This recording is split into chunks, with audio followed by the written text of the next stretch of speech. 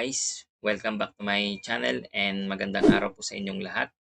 Ngayon po ay tutuloy ko po ang aking chess opening surprise sa Sicilian Defense at ito yung Grand Prix Attack. Bali ang Grand Prix Attack po ay may tuturing pa din nating isang anti-Sicilian kasi wala po itong exchanges sa D4 tsaka C5 na mga pawns. Bali hindi pa din po ito open Sicilian. Okay? So, ang Grand Prix Attack po, bali ang target naman ito maipunta yung kanyang mga piyesa sa kingside wherein doon din po magkakasel yung Black King. Tapos meron po siyang baon-baon na from F2 to F4 hanggang sa makapag F5 siya. So yun po yung kanyang dala-dala na panlaban sa kingside ng Black. Tapos ang i-consider pa po natin isa dito yung development ng light square bishop naman ng puti. Kung kailan magiging significant yung bishop d5 or yung bishop c4 naman. Tapos kung sakali mang nakapagdepensa yung itim sa kingside, magshi-shift naman sa queenside yung pag-atake ng puti doon. So yan po yung laman ng Grand Prix Attack. Start na po tayo. E4, C5, Knight C3. Dito po bali C3 muna agad yung ititira dito. Kasi kapag ka nag F4 ka, meron ka agad D5 yung itim dito. Sisirain niya po yung diskarte ng puti dito. Kumbaga mapapalaban ka agad dito. Kumbaga maagang confrontation to. So kapag ka nag-takes D5 ka, merong knight F6, tapos knight C3. Ngayon kung nag C4 ka man dyan, sisirain ka ulit ng itim dyan. Kasi meron namang E6 yan. So D takes E6, bishop takes E6. Dalawa na yung na-develop sa itim. Bali sa puti, wala pang nade-develop na pyesa. So hindi maganda kapag ka nag C4 ka. Pagka nag bishop B5 ka naman, bishop D5 check, meron namang bishop D7, bishop takes D7, queen takes D7, C4, tapos may E6 ulit. And pagka nag queen E2 yan, bishop D6 naman. Tapos D3, castles, D takes E6, F takes E6, knight F3, knight C6, castles, and then rook E8. Bale itong setup na to, ito yung laban naman ni Short versus Kasparov. So dito bali better for black to. Kasi meron siyang pang break dito mamaya na E5 dyan.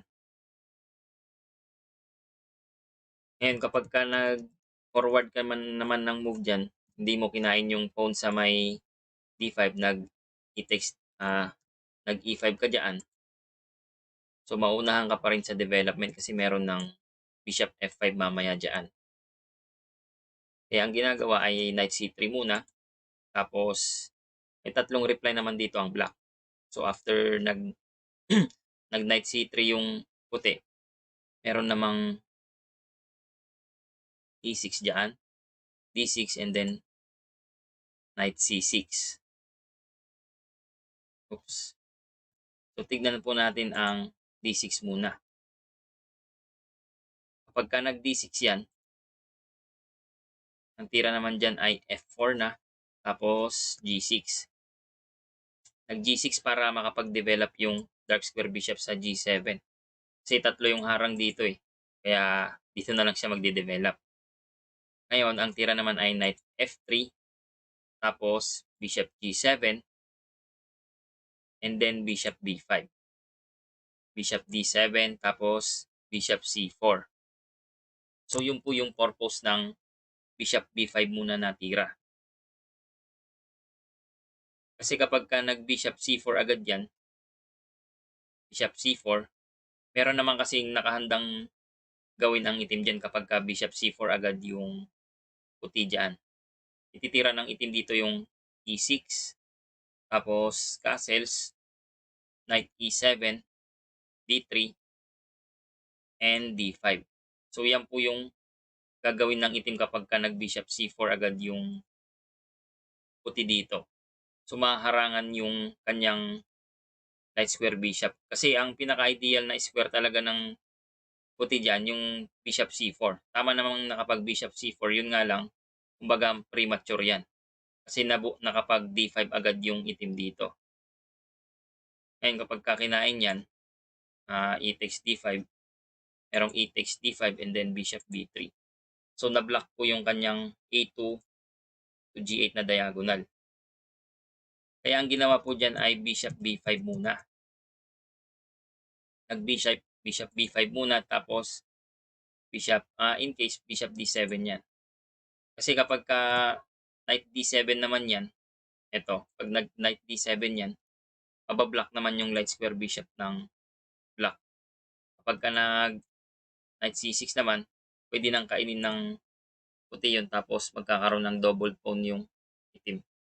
Kaya ang tira ay after bishop B5, nag-bishop D7. So, para isipin ng itim na exchange na lang. Ngayon, kapag nakapag-bishop C4 na yan, tapos knight C6, castles, tapos knight A5, and then bishop E2. Pagka ito naman yung setup, ibang usapan ulit to. Ngayon, bali dito po kasi, hindi na makapag D5 yung black dyan. Dahil nabawasan na po yung suporta. Kasi meron na pong nakaharang na bishop D7 sa may pagsuporta ng queen sa kapag sakaling magdi-D5 yung black dyan. Ito po kasi yun. After bishop C4, let's say mag-E6 yung black tapos castles. And then knight E7 tapos D3. Pagka nag D5 na po yan, so kain po. Kain and then kain ng kabayo from C3. So may knight takes D5, knight takes D5 tapos bishop takes D5. So yun yung purpose ng puti doon. Kaya nag-bishop B5 muna para iharang naman ng black yung light square bishop niya. So nakatulong yung pag bishop D7 ng black doon. Yan. So sana nagets nyo po yung D6. Ngayon kapag E6 naman, yung E6 naman po kasi parang French defense na po ang patutunguhan nito eh. So kung napanood nyo na po yung chess opening surprise ko sa French defense, pwede pong i-apply yun dito. Kasi ang advice namang tira dito, knight GE2 or knight F3. Kapag nag-knight F3 ka dyan, yan na yung 2 knights attack or 2 knights variation sa French defense. So panoorin nyo po yan. Alam ko po part 1 po yan ng chess opening surprise sa aking French defense. Okay? So tingnan naman po natin ang knight C6.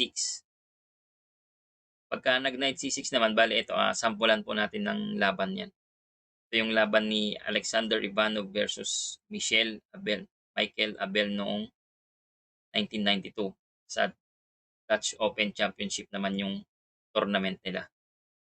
So, knight C6, tapos F4, G6, knight F3, bishop G7, bishop C4, E6, tapos F5 agad.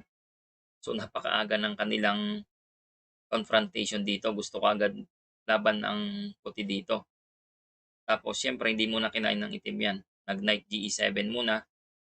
Tapos, F takes E6, D takes E6, D3, castles, castles din, tapos bishop D7, tapos queen E1. So dito, bali may magandang posisyon na yung puti dito para ituloy yung laban. Kasi yung D5 sana na break ng black dyan, wala na kasi pinangkain niya sa E6 kanina. Dapat pala yun, F takes E6 na lang. Medyo mahirapan na po yung itim dito. Tapos mamaya meron pang target yung puti dito yung sa may C5. Pwede niyang tirahin yung weak na C5 na yan. Tapos isa pang plano po ng puti dito, meron siyang Queen H4, tapos pwede rin siyang mag Bishop H6 na mamaya, tapos Knight G5. So napakaganda yung setup ng white dyan. So after Queen E1, nag Knight D4 naman na yung itim dito. Ngayon kapag ka nag Knight A5 yan, pagka nag Knight A5 na yan, bali hindi na uubra kasi yan eh. Meron lang paparating na E5. Tapos kung sakaling kinain Knight takes C4, merong D takes C4. Tapos may kasunod na ang puti dyan na Knight E4. Tapos Bishop G5. So maganda pa rin po yung setup ng puti dito. Kaya nag Knight D4 na lang yung itim dito. Tapos kinain Knight takes D4. Bishop takes D4, check. King H1. Knight C6. Sinuportahan yung kanyang dark square bishop doon, or dagdag control sa may D4 na square. Tapos Bishop F4. Ito naman nag Bishop F4 para umatake naman sakali sa C7. So yan naman po yung balak ng puti dyan. Siyempre hindi pumayag yung itim dyan. So nag Bishop E5. Tapos Queen E3. So gustong ituloy ng puti yung tension dito, or yung target. Para kung sakaling kakainin, Queen takes naman. Or Bishop takes F4. Rook yung pinangkain. Itong rook naman, para makapag rook AF1 naman yung puti dyan. So, ang gagawin naman dyan ay yung atake na sa F7. Tapos Knight D4. Rook AF1. Tapos B5. Ngayon po dito, bali hindi po kinain ng itim yung C2 po dyan.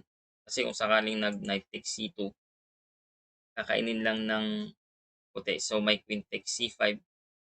Ngayon kung sakaling ititreat yung Queen dyan, so Rook C8, meron namang Queen F2. So, good move yung kinain ng puti yung pawn sa C5. Ngayon, kapag ganyan na yung setup, may target na sa F7, tapos kakainin pa yung kabayo dyan. So, hindi nag-Knight takes C2. Kaya nag-B5 na lang. Tapos, Bishop B3, B4, Knight E2, Knight takes B3, A takes B3, and then E5, Rook F6, Queen C7, Queen H6. So, bali, grabe na yung ano dito, yung side ng black. Unti-unti nang madadali. Rook A, E8, Knight G3, Rook E6. Tapos dito, merong good move ang black, ang white dito na Knight H5. So, sacrifice. Ngayon, kapag hindi kinain ng black yan, syempre, siya yung mamamati dyan. Kaya puwersado siyang nag-G takes H5. Tapos dito, Queen G5, King H8, tapos Rook takes F7. Ang target naman yung makapagmati na sa may G7. Tapos, kung sakaling kakainin ng puti yan, bali dito kasi nag-resign na yung black dito after Rook takes F7. Kasi kapag sakaling itutuloy pa, kapag nag-Rook takes yan, meron ng Rook takes F7 din. Tapos, syempre dito pagka Rook takes F7 ng puti, magmamati siya sa may G7. Syempre kapag hinarangan naman yan, Rook G6, meron lang Rook takes H5. Ito namang H7 ang kanyang pupuntiryahin. Tapos kung sakaling nag-Rook G7, para masuportahan yung kanyang H7 dyan, meron namang Rook F8. So check. Tapos Rook G8. And then merong malupit na Queen F7 dyan. So wala nang gamot dyan kasi sakaling bababa man yung Queen dyan, andito yung mate. So Queen takes Rook. So, wala nang magagawa yung itim diyan. Ngayon kapagka nag-Rook G8 naman, Rook G8 lang para i-threat naman yung queen. Meron namang Rook takes H7, so sacrifice ulit.